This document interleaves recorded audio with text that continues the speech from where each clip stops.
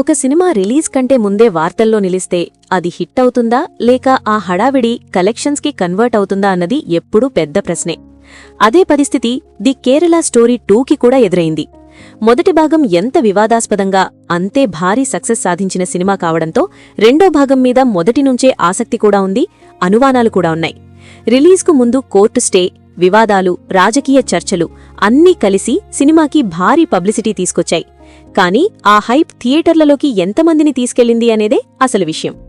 Cinema ఫైనల్గా release అయ్యేసరికి మొదటి రోజు పూర్తిస్థాయి షోలు లేకపోవడం కలెక్షన్స్పై ప్రభావం చూపింది. మొదటి రోజు సుమారు 0.75 కోట్ల రేంజ్లోనే వసూళ్లు నమోదయ్యాయి. ఇది మొదటి భాగంతో పోలిస్తే చాలా తక్కువ స్టార్ట్ అని ట్రేడ్ వర్గాలు పేర్కొన్నాయి. కానీ రెండవ రోజు పరిస్థితి పూర్తిగా మారింది. శనివారం కావడంతో పాటు మొదటి రోజు వచ్చిన ఆసక్తి, సోషల్ మీడియాలో జరిగిన చర్చ అన్నీ కలిసి రెండవ రోజు థియేటర్లలో మంచి గ్రోత్ తీసుకొచ్చాయి. రెండవ రోజు సుమారు 4.65 కోట్ల వసూళ్లు సాధించడం ఒక పెద్ద జంప్గా చెప్పాలి.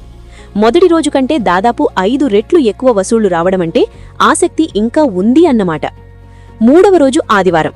సాధారణంగా వీకెండ్లో ఆదివారం సినిమాలకు గోల్డెన్ డే. అదే ఈ సినిమాకు వరించింది.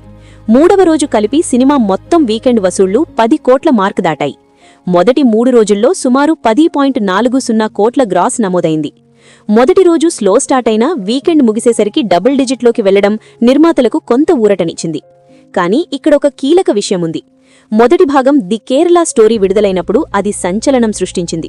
మొదటి వీకెండ్కే భారీ సంఖ్యలు నమోదుకేసింది. ఇప్పుడు రెండో భాగం ఆ రేంజ్ను మాత్రం అందుకోలేకపోయింది. అదే ఇప్పుడు ట్రేడ్లో చర్చగా మారింది. సీక్వెల్గా వచ్చిన సినిమా అదే వివాదాల నేపథ్యం ఉన్నా మొదటి భాగం స్థాయిలో వసూళ్లు రాబట్టలేకపోవడం కొంచెం నిరాశ కలిగించింది. సినిమా బడ్జెట్ సుమారు 30 కోట్ల రేంజ్లో ఉందని సమాచారం. ఇప్పుడు మొదటి వీకెండ్లో 10.40 కోట్ల గ్రాస్ అంటే ఇంకా చాలా దూరం ప్రయాణం చేయాల్సి ఉంది. వీకెండ్ తర్వాత వర్కింగ్ డేస్లో హోల్డ్ ఎలా ఉంటుందో అన్నదే అసలు పరీక్ష. వీకెండ్ జంప్ సాధారణం, కానీ సోమవారం నుంచి డ్రాప్ ఎంతవరకు వస్తుందో అన్నది ఫైనల్ రిజల్ట్ను నిర్ణయిస్తుంది. ఆడియన్స్ టాక్ కూడా మిక్స్గానే ఉంది.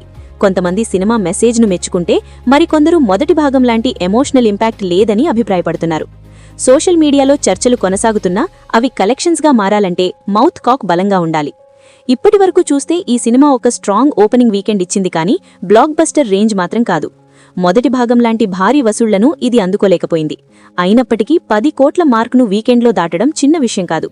ముఖ్యంగా వివాదాల మధ్య పరిమిత స్క్రీన్స్తో ప్రారంభమైన సినిమా ఇలా పుంజుకోవడం విశేషమే. ఇప్పుడు అందరి దృష్టి వీకెండ్ తర్వాతి ట్రెండ్ మీదే ఉంది. సోమవారం నుంచి కలెక్షన్ స్టేబుల్గా ఉంటే 30 కోట్ల బడ్జెట్ రికవరీకి అవకాశం ఉంటుంది. లేకపోతే వీకెండ్ వరకు మాత్రమే జోరు చూపించిన సినిమాగా మిగిలిపోతుంది. మొత్తం మీద ది కేరళ స్టోరీ 2 ప్రయాణం మొదటి 3 రోజుల్లో ఒక రోలర్ కోస్టర్ లాంటిది. మొదటి రోజు స్లో స్టార్ట్, రెండవ రోజు భారీ జంప్, మూడవ రోజు స్టేబుల్ పర్ఫార్మెన్స్. ఇప్పుడు దీని లాంగ్ రన్ ఎలా ఉంటుందో చూడాలి.